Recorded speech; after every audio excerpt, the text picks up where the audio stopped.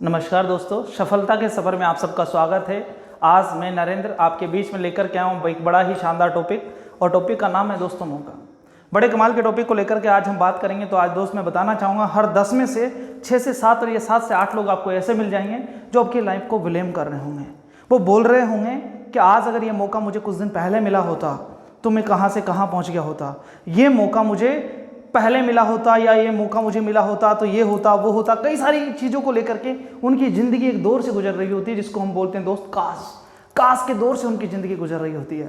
मैं आपको बताना चाहूँगा दोस्त, आज ज़्यादातर लोग ऐसी ज़िंदगी जी रहे हैं, जैसे कि अगर एग्जाम्पल की बात करें तो दोस्त इस संसार में हम एक बच्चे की तरह हैं और ये दुनिया हमारे लिए एक सुपरमार्केट की तरह है। जब एक बच्चा सुपरमार्केट में एंट्री करता है तो बहुत सारे खिलौनों की दुकान को जब वो देखता है तो उसके पास में बहुत सारे ऑप्शंस होते हैं, वही सारे विकल्प होते हैं, यानी कि बहुत सारे खिलौने होते हैं। वो चूज़ नहीं कर पाता, वो निर्णय नहीं ले पाता कि उसे कौन सा खिलौना लेना है, और वो लास्ट तक खाली हाथ लौट आ जाता है। और दोस्त ये बहुत गलत है।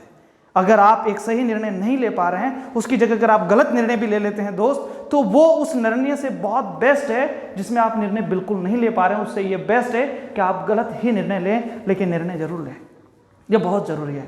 तो मौका दोस्त समझना पड़ेगा। मौका बड़ी कमाल की चीज़ है। और मौके को लेकर के दोस्त मैं अगर आपको बताऊं, एक बार क्या हुआ था, एक मेले के अंदर एक प्रदर्शनी लगी हुई थी, और उस प्रदर्शनी में कई सारी मूर्तियां रखी हुई थी, और जिस मूर्तिकार ने वो मूर्ति रखी थी तो एक बड़ी कमाल की मूर्ति की, जिसको बहुत सारे लोग देख रहे थे, और वो मूर्ति बड़ी कमाल की थी। उस मूर्ति की दोस्त अगर बात करें तो पता चल रहा था उस मूर्ति का चेहरा ढका हुआ था बालों से, उसके तन बदन पे जो कपड़े थे वो फटे हुए थे, उसके जो पैर थे उसमें पंख लगे हुए थे, और पता ही नहीं चल रहा है कि वो मूर्ति किसके। सब लोग अजीब से उसको देख रहे थे, और सबका एक ही सवाल था। और उसी टाइम पे एक इंसान वहां आता है, आकर के उस मूर्तिकार से पूछता है कि साहब ये मूर्ति है किसकी। वो मूर्तिकार बड़े प्यार से जवाब देता है कि ये मूर्ति है दोस्त मौके की। मौका यानी कि एक अवसर की। अगर बात करें दोस्त एक मौका, तो उन्होंने बताया कि मौके की कैसे, तो उन्होंने बताया मौका एक ऐसी चीज़ है जो आता तो है, किसी को दिखाई नहीं देता। उसके पैरों की आवाज़ किसी को नहीं होती, इसलिए उसके पैर है ही नहीं, उसके पैरों में पंख है जो बड़ी स्पीड से आता है। उसका चेहरा इसलिए ढका हुआ हो क्योंकि उसको कोई पहचान नहीं पाता। और दोस्त कहीं ना कहीं उसका सिर पीछे से गंजा है, कपड़े फटे हुए। अगर मौका निकल जाता है बगल से, कोई उसको पकड़ना चाहे तो भी लाख बार उसको नहीं पकड़ पाता। अगर इसको हम गहराई से समझें तो दोस्त मैं आपको बताना चाहूँगा, एक बार हुआ क्या, एक जमींदार था और एक किसान था।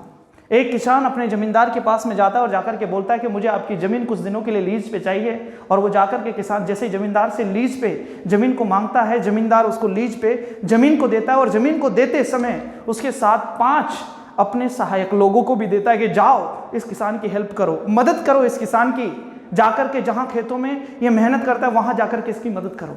और यकीन मानना दोस्त, किसान बड़ी खुशी खुशी आता है कि आज के बाद मैं बहुत सारी चीज़ों को कंप्लीट करूंगा, मैं ये करूंगा, मैं वो करूंगा। बड़ी सारी उम्मीद को लेकर के वो जाता है और जाकर के खेती बाड़ी करना स्टार्ट करता है।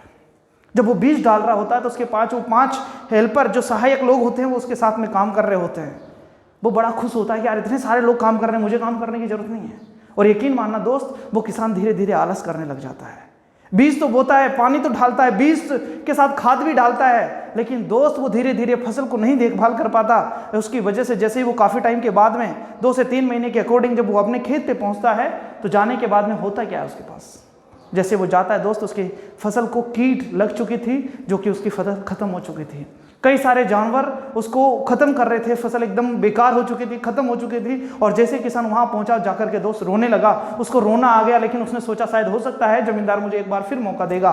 लेकिन उसी टाइम पे वहां से जमींदार गुजर रहा था। जैसे जमींदार गुजरा, जमींदार ने देखा तो किसान से बोला ये सब क्या है। किसान ने बोला सॉरी, मुझसे गलती हुई, आगे मैं ये गलती नहीं करूंगा, मुझे माफ़ कीजिए प्लीज़, और मुझे एक मौका और दीजिए।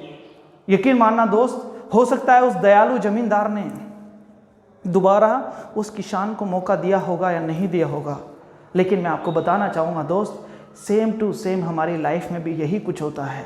हमारी लाइफ में ऊपर वाले यानी भगवान की तरफ से एक जो भगवान है वो एक ज़मींदार है, जो एक किसान था वो दोस्त हम लोग हैं। जो ज़मीन किसान को दी गई थी वो हमारा शरीर है, और जो 5 सहायक दिए गए थे दोस्त वो हमारी ज्ञानेंद्रियां हैं जो भगवान ने हमें दी है। और उसका मौका का दोस्त अगर हम उपयोग नहीं करेंगे तो बाद में जाकर के अगर ऊपर वाले से बोलेंगे कि दोबारा मौका मिले, तो दोस्त ऑप्शन नहीं है कि दोबारा मिलेगा। ये जीवन आपको बड़ी मुश्किल से मिला, आप इस मौके को समझें। मौका बड़ी इंपॉर्टेंट चीज़ है दोस्त। आज इंसान किस तरीके से लापरवाह हो जाता है किसी काम को करने के दौरान, तो मैं आपको फिर बताता हूँ बड़ी कमाल के तरीके से। दोस्त एक बार होता क्या है, एक गुरु होता है और एक शिष्य होता है। शिष्य जाकर गुरु से बोलता है, गुरु जी कुछ ऐसा होना चाहिए जो चमत्कार हो जाए, गुरु ऐसा होना चाहिए जो मैं ये कर लूँ।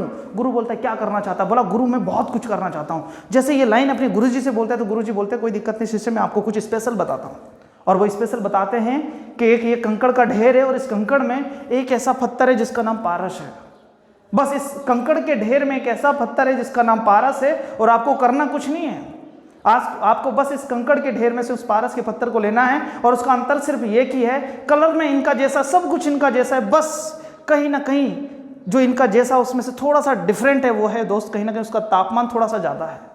और दोस्त वो शिष्य जो होता है गुरु की बात मानता है और लग जाता है उस पत्थर को ढूंढने में। वो एक एक पत्थर करके उठा के दूर फेंक रहा होता है, उठा के दूर फेंक रहा होता है, इंतजार करता है कि वो कहीं ना कहीं उस गर्म पत्थर को ढूंढ लेगा। लेकिन होता क्या है दोस्त, ऐसे करते करते उसकी आदत ऐसी हो जाती है और वो लापरवाह हो जाता है, जो कि इंसान हम भी सेम टू सेम वैसे ही लापरवाह होते हैं। हर दिन हम लापरवाही करते हैं और उसकी वजह से हम कामयाब नहीं हो पाते। और दोस्त वो लापरवाही करता है जिसकी वजह से वो जो पारस नाम का पत्थर है उसको भी वो एक दिन उन्हीं पत्थरों के बीच में फेंक देता है, उसको नहीं समझ आता। अगर मैं इसकी सार थोड़ा सा आपको बता दूं तो हम भी रोजाना जागते हैं दोस्त, हर दिन हमारे लिए इंपॉर्टेंट है, हर दिन हमारे लिए पारस पत्थर के समान है, लेकिन अगर हम सही उपयोग करें तब। लेकिन सही उपयोग नहीं करने की वजह से रोजाना हम खींचते रहते हैं, रोजाना हम परेशान होते रहते हैं। तो मेरी आपसे रिक्वेस्ट है दोस्त, समझो आप इस बात को। बाकी दोस्त मैं आपको और भी चीज़ें, कई सारी चीज़ें शेयर करूंगा, तब तक के लिए आप बने रहिएगा। और नेक्स्ट एपिसोड में मैंने एक और चीज़ कंप्लीट किया, प्लीज़ आप देखिएगा। To be continued. धन्यवाद।